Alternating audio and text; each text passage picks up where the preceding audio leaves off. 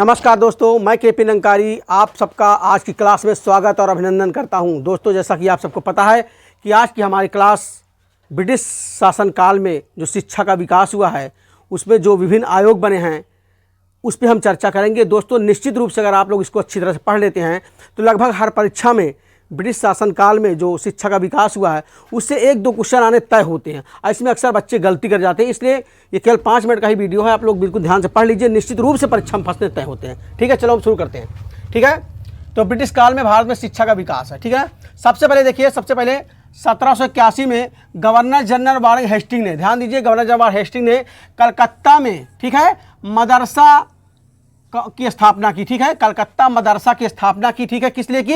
अरबी और फारसी भाषा के अध्ययन के लिए। ठीक है, वेरी वेरी इंपॉर्टेंट, ध्यान दीजिए। अगला क्वेश्चन देखिए, 1784 में सर विलियम जोन्स ने एशियाटिक सोसाइटी ऑफ बंगाल की स्थापना की। ठीक है, एशियाटिक सोसाइटी ऑफ बंगाल की स्थापना की किस लिए की? एशिया के इतिहास को समझने के लिए, जानने के लिए। ठीक है, ध्यान दीजिए आप लोग, ये सब पश्चिम बंगाल में हुए, इसकी स्थापना कलकत्ता में। अगला देखिए, तीसरा नंबर, 1791 ईस्वी में क्या हुआ है? जोनाथन डंकन ने क्या किया है? संस्कृत कॉलेज की स्थापना की है। ध्यान दीजिए, जोनाथन डंकन ने संस्कृत कॉलेज की स्थापना की किस लिए की? हिंदू कानून और दर्शन को समझने के लिए। ठीक है, वेरी वेरी इंपॉर्टेंट, सब क्वेश्चन बार बार पूछे जाते हैं। अगला देखिए, 1800 ईस्वी में क्या हुआ? ध्यान दीजिए, लॉर्ड वेलेस्ली ने क्या किया है? फोर्ट विलियम कॉलेज की स्थापना की है। फोर्ट विलियम कॉलेज की स्थापना की है, किस लिए किया है?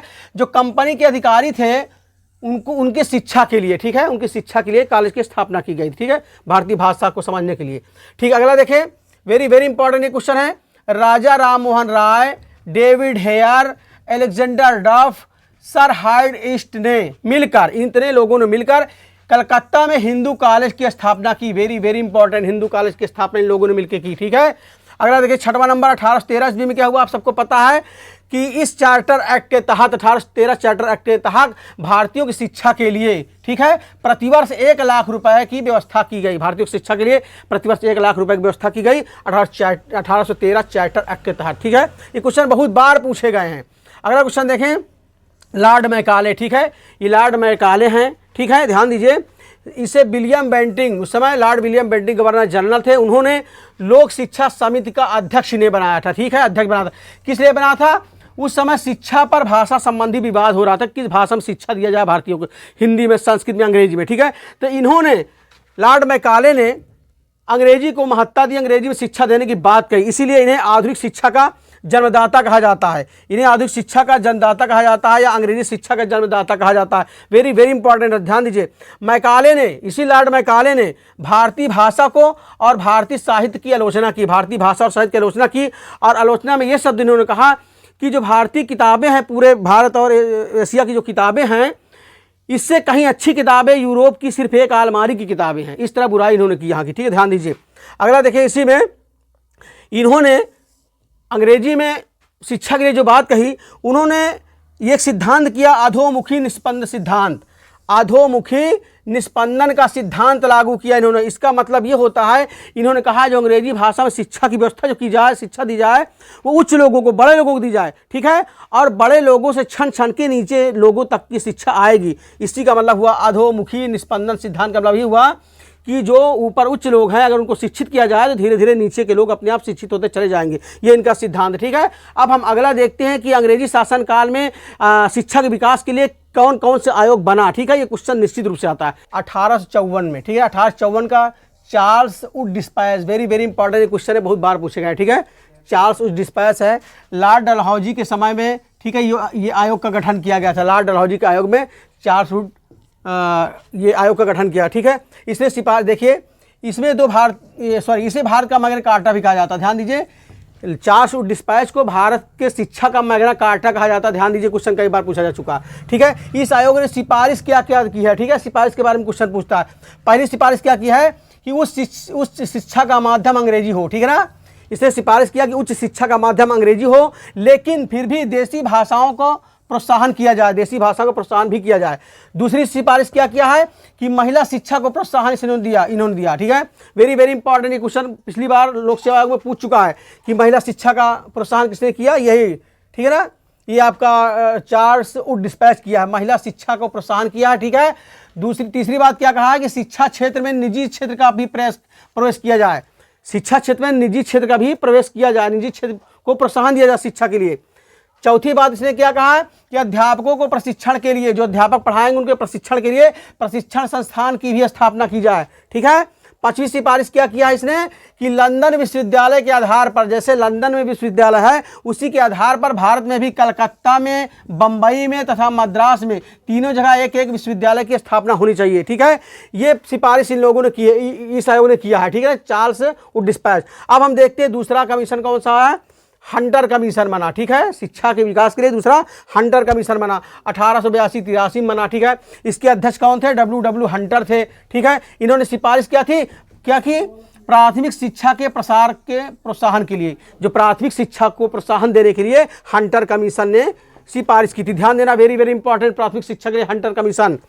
अगला देखें, तीसरा क्वेश्चन देखें, सॉरी तीसरा जो आयोग बना रायले कमीशन बना 1902 में। ध्यान दीजिए, रायले कमीशन किसके शासनकाल में, लॉर्ड कर्जन के शासनकाल में, ठीक है। थॉमस रायले की अध्यक्षता में, ठीक है, थॉमस रायले की अध्यक्षता में इन्होंने विश्वविद्यालय आयोग की स्थापना की थी, ठीक है, विश्वविद्यालय आयोग की स्थापना की थी। ध्यान दीजिए, इसमें 2 भारतीय शामिल थे। 2 भारतीय कौन कौन शामिल थे सदस्य के रूप में, इस सदस्य के रूप में शामिल थे 2 भारतीय, सैयद हुसैन बिलग्रामी शामिल थे, दूसरे व्यक्ति थे गुरदास बनर्जी, ठीक है। अगला देखें, सैडलर आयोग, देखिए वेरी वेरी इंपॉर्टेंट ये सब क्वेश्चन है, ठीक है। इस आयोग में क्या हुआ, ध्यान दीजिए, कलकत्ता विश्वविद्यालय की समस्या को अध्ययन करने के लिए, जो कलकत्ता विश्वविद्यालय बना था उसकी समस्याएं आ गई थी तमाम, कलकत्ता विश्वविद्यालय की समस्या को अध्ययन करने के लिए ये सैडलर आयोग बना, ठीक है। इसमें माइकल सैडलर को अध्यक्ष बनाया गया था, ठीक है। और इसमें भी ध्यान दीजिए 2 भारतीय सदस्य इसमें भी शामिल थे। पहले आशुतोष मुखर्जी हैं पहले, दूसरे डॉक्टर जियाउद्दीन अहमद, 2 भारतीय सदस्य इसमें भी शामिल थे, ठीक है, सदस्य के रूप में। इसकी सिफारिश क्या थी, ध्यान दीजिए, इंटरमीडिएट की कक्षाओं को विश्वविद्यालय से अलग किया जाए, ठीक है, और इसके साथ साथ प्रत्येक विश्वविद्यालय में एक कुलपति नियुक्त किया जाए, ठीक है, प्रत्येक विश्वविद्यालय में कुलपति नियुक्त किया जाए और इंटरमीडिएट की कक्षाएं अलग किया जाए, ठीक है, और माध्यमिक बोर्ड का भी गठन किया जाए। ये सैडलर आयोग में, ठीक है। अब हम अगला आयोग की बात करते हैं। अगला देखने से पहले थोड़ा सा आप लोग एक मिनट के लिए ध्यान दीजिए, हम छोटा छोटा वीडियो बना के सारे चैप्टर को कवर करेंगे जो जो परीक्षा में पूछता है, ठीक है ना। इसलिए आप लोग इस चैनल को सब्सक्राइब कर लें क्योंकि आने वाली वीडियो हमारी आपको मिलती रहे, ठीक है। निश्चित रूप से हम उस चैप्टर को कवर करेंगे जिस पे आयोग बार बार क्वेश्चन पूछता है, ठीक है। तो आगे देखिए आप लोग, हार्टोंग समिति, ठीक है, 1929 में बनी है, फिलिप हार्टोंग की अध्यक्षता में बनी थी। सिफारिश क्या इसने किया था, प्राथमिक शिक्षा पर बल दिया था, ठीक है। दूसरा क्या बात थी, ग्रामीण छात्रों को मिडिल तक शिक्षा के बाद, ठीक है, औद्योगिक और व्यावसायिक शिक्षा दिया जाए, इसलिए कहा था, ठीक है, हार्टोग समिति ने। देखिए दूसरा आयोग कौन सा बना था, वर्धा आयोग बना था, ठीक है। वर्धा आयोग कैसे बना था, महात्मा गांधी जी के प्रयास से ये बना था, ठीक है, वर्धा आयोग।